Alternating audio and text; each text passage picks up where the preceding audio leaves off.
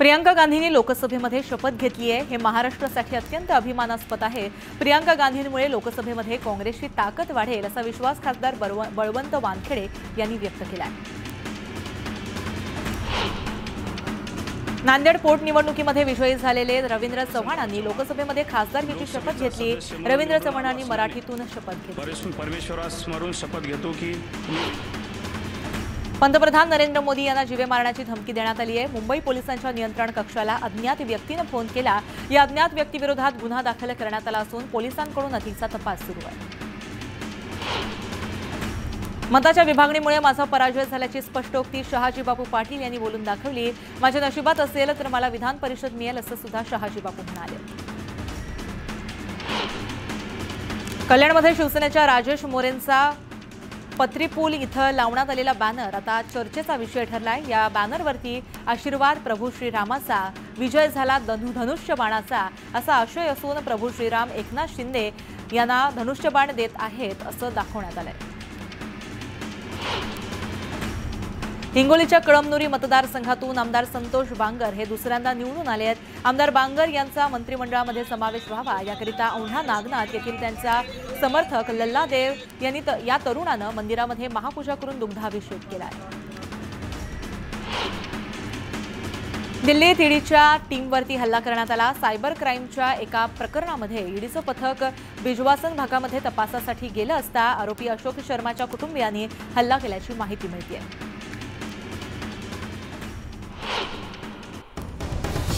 मोठी बातमी समोर येते। राष्ट्रवादीच्या गोटातली ही बातमी। प्रफुल्ल पटेलांच्या निवासस्थानी बैठक आहे। अजित पवार बैठकीसाठी दाखल झालेत। नरहळी झिरवळ हे सुद्धा बैठकीसाठी दाखल आहेत। तटकरे पार्थ पवार निवासस्थानी दाखल झालेत। आत्ताची मोठी बातमी आहे, बैठकांचा जो सिलसिला आहे तो अजूनही कायम आहे। मोठ्या प्रमाणात बैठका होत आहेत। राष्ट्रवादीच्या गोटात सुद्धा मोठ्या प्रमाणात हालचाली होत आहेत। प्रफुल्ल पटेलांच्या निवासस्थानी बैठक आयोजित करण्यात आली आहे। अजित पवार बैठकीसाठी दाखल झालेत। नरहरी झिरवळ हे सुद्धा बैठकीसाठी दाखल झालेत, तर तटकरे आणि पार्थ पवार हे सुद्धा निवासस्थानी दाखल झाल्याचं वृत्त हाती आलं।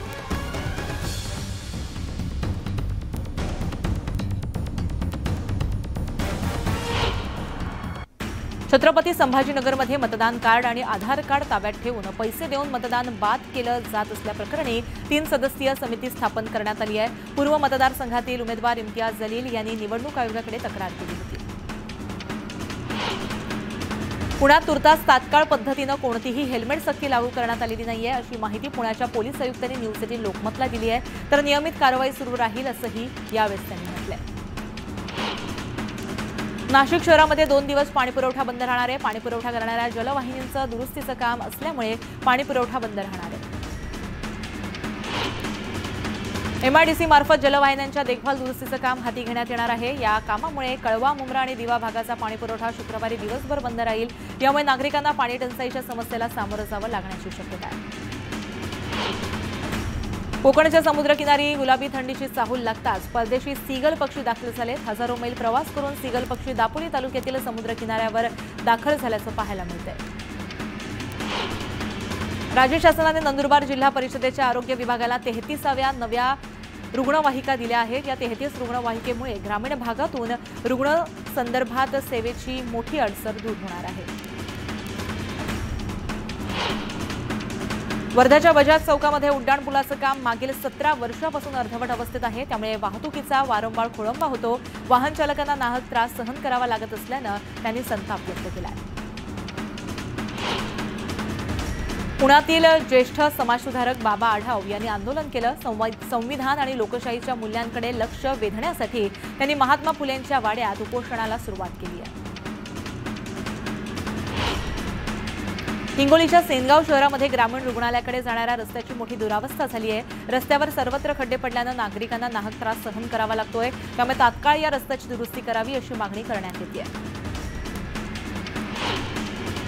बारामती येथील पुण्यश्लोक अहिल्यादेवी होळकर शासकीय वैद्यकीय महाविद्यालय आणि सर्वोपचार रुग्णालयामध्ये आता MRI यंत्रणा महिन्याभरामध्ये कार्यान्वित होणार आहे। रुग्णांना आता निम्म्या किमतीमध्ये MRI काढता येणार आहे। जलसंधारण विभागाच्या गलथान कारभारामुळे पूस नदी कोरडी पडली आहे। लाखो रुपये खर्चून बांधण्यात आलेले बंधारे कोरडे पडल्यामुळे शेती सिंचनाला मोठा अडथळा निर्माण झाला आहे। राज्यात थंडीचा कडाका वाढला असून ठिकठिकाणी दाट धुकं पडल्याचं दिसून येतंय। अहिल्यानगर जिल्ह्यामध्ये थंडीचा पारा हा 12 अंशांच्या खाली घसरला असून हुडहुडी भरवणारं वातावरण आहे। धुळे शहराचा जिल्ह्यामध्ये 2 दिवसांपासून तापमानाचा पारा 10 अंशांपर्यंत खाली आलाय। वाढत्या थंडीमुळे बाजारामध्ये उबदार कपड्यांची मागणी वाढली आहे। इस्रोनं शुक्राची गुपितं जाणण्यासाठी मोहीम हाती घेतली आहे। इस्रोनं शुक्र मोहिमेची तयारी सुरू केली असून लवकरच एक यान शुक्र ग्रहावरती पाठवलं जाणार आहे। सेंट्रल बँक ऑफ इंडियानं बंपर भरती काढली आहे। सेंट्रल बँकेमध्ये 253 जागा भरण्यात येणार आहेत, त्यासाठी नोटिफिकेशन काढण्यात आलं आहे। आचारसंहितेच्या कचाट्यात अडकलेली बी फार्मसी, एम फार्मसी या अभ्यासक्रमाची प्रवेश परीक्षा सुरू होण्याचा मार्ग आता मोकळा झालाय। पुढील 3 ते 4 दिवसांमध्ये प्रवेश प्रक्रिया सुरू केली जाणार आहे। सीईटी सेलनं आगामी 2025-26च्या सीईटी परीक्षांचं संभाव्य वेळापत्रक जारी केलंय। विविध अभ्यासक्रमांच्या प्रवेश परीक्षांना 16 मार्चपासून सुरुवात होणार आहे।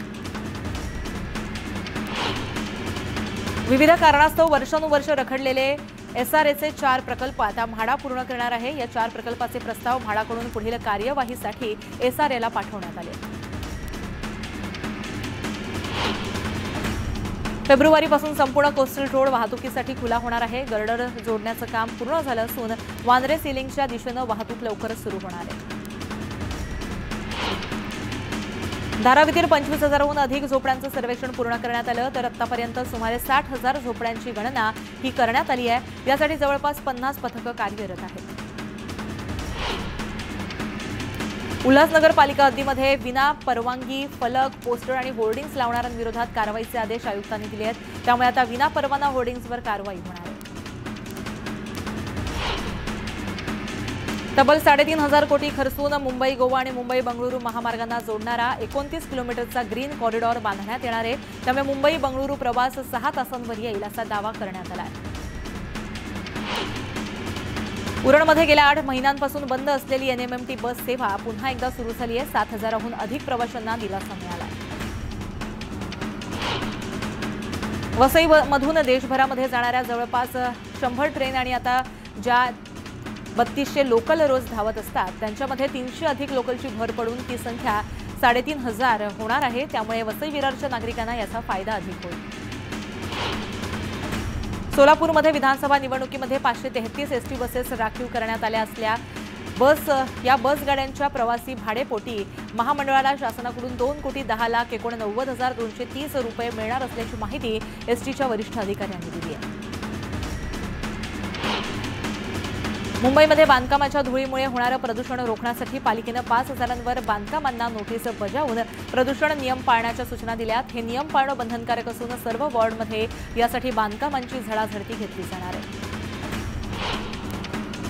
खडकवासला प्रकरणातील आणि प्रकल्पातील धरणांमध्ये सध्या समाधानकारक पाणीसाठा असला तरी शहरातील किती पाणी राखीव ठेवलं जाईल याबाबत अद्याप निर्णय झालेला नाहीये। मंत्रिमंडळाच्या स्थापनेनंतर पालकमंत्र्यांच्या अध्यक्षतेखाली तयार होणाऱ्या कालवा समितीच्या बैठकीमध्ये याबाबत निर्णय होण्याची शक्यता असल्याचं अधिकाऱ्यांचं म्हणणं आहे। देशातील नकली नोटांवर अंकुश ठेवण्यासाठी आणि गैरव्यवहार थांबवण्यासाठी केंद्र सरकारनं 8 वर्षांपूर्वी नोटबंदीचा निर्णय घेतला। मात्र अद्यापही 500 रुपयांच्या तब्बल 317% नोटा बाजारामध्ये आहेत। गेल्या काही वर्षांमध्ये देशातील डिजिटल पेमेंट क्षेत्रामध्ये प्रचंड वाढ झाली आहे, पण यासोबतच याच्याशी संबंधित फसवणुकीच्या घटनाही झपाट्यानं वाढत आहेत। यूपीआय फसवणुकीच्या प्रकरणांमध्ये 85% वाढ झाली आहे। मुरुड जंजिरा समुद्र किनाऱ्याला लवकरच नवी झळाळी मिळणार आहे। त्यासाठी सुशोभीकरणाला 11,43,12,000चा निधी खर्च देण्यात आला आहे। दर 5 वर्षांनी पार पडणारी पशुगणना यावर्षी अखेर 25 नोव्हेंबरपासून सुरू होणार आहे। सुरू झाली आहे। या पशुगणनेसाठी पहिल्यांदाच मोबाईल ॲपचा वापर केला जाणार आहे। त्याचबरोबर गोवंश आणि म्हैसवर्गीय जनावरांना एअर टॅगिंग देखील केलं जाणार आहे। संत श्रेष्ठ ज्ञानेश्वर माऊलींच्या संजीवन समाधी सोहळ्यावरती यंदा पहिल्यांदाच हेलिकॉप्टरद्वारे पुष्पवृष्टी केली। लाखो वारकरी या क्षणाची आतुरतेनं वाट पाहत होते। संत ज्ञानेश्वर माऊलींचा 728वा संजीवन समाधी सोहळा आळंदीमध्ये पार पडतोय। या सोहळ्यासाठी लाखो वारकरी दाखल झालेत। पहाटे श्रींच्या समाधीवर अभिषेक केल्यानंतर समाधी मंदिरामध्ये विधिवत पूजा करण्यात आली। तुळजाभवानी देवीच्या मंदिर परिसरातील नूतनीकरणाच्या विविध विकासात्मक कामास पुरातत्व विभागाकडून सुरुवात करण्यात आली आहे। यासाठी एकूण 58 कोटी 12 लाख रुपयांच्या कामांना प्रशासकीय मान्यता देण्यात आली आहे।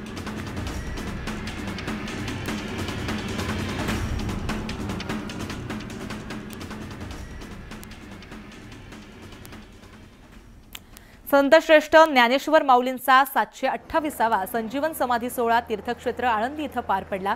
या सोहळ्यासाठी राज्यभरातून आलेल्या लाखो भाविकांनी पुष्प उधळून हात उंचावून माऊलींना अभिवादन केलं। हरिनामाच्या गजरामध्ये हा सोहळा मोठ्या उत्साहामध्ये पार पडला। माऊलींचा संजीवन समाधी सोहळा हा क्षण लाखो वारकऱ्यांसाठी भावनिक क्षण असतो। विशेष म्हणजे या सोहळ्याचं वैभव वृद्धिंगत करण्याच्या हेतूनं शेकडो वर्षात पहिल्यांदाच या सोहळ्यावरती हेलिकॉप्टरमधून पुष्पवृष्टी देखील करण्यात आली।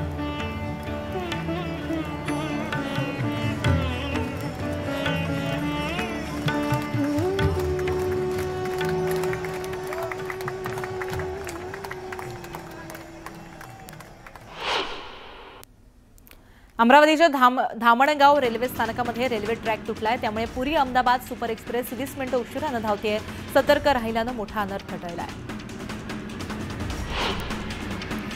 सांगलीच्या अंकली येथील कृष्णा नदी पुलावरून भरधाव वाहन कोसळून 3 जण ठार झालेत, 2 जण गंभीर जखमी झाले आहेत। मृत कुटुंबीय सांगलीतल्या कोल्हापूर रोडवरील गंगाधर कॉलनी येथील रहिवासी आहेत। अकोला मध्यवर्ती बस स्थानकामध्ये बसचा अपघात झालाय। अचानक ब्रेक फेल झाल्यानं बस प्लॅटफॉर्मला जाऊन आदळली। या सुदैवानं कोणतीही जीवितहानी झालेली नाहीये।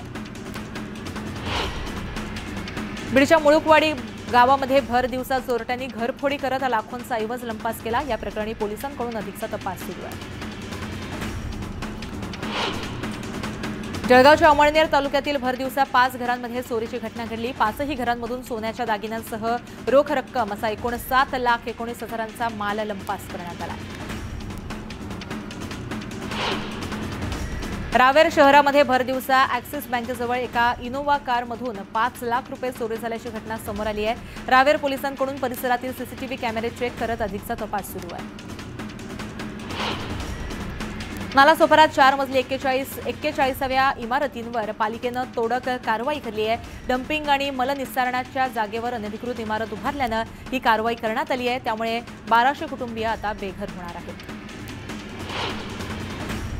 तिरोडा तालुक्यामध्ये भावाच्या हत्येचा बदला घेण्यासाठी एका तरुणानं मैत्रिणीच्या मदतीनं दुसऱ्या तरुणाचा खून केला। या हत्याकांडातील 2 आरोपींना पोलिसांनी ताब्यात घेतले। अशाच काही घडामोडी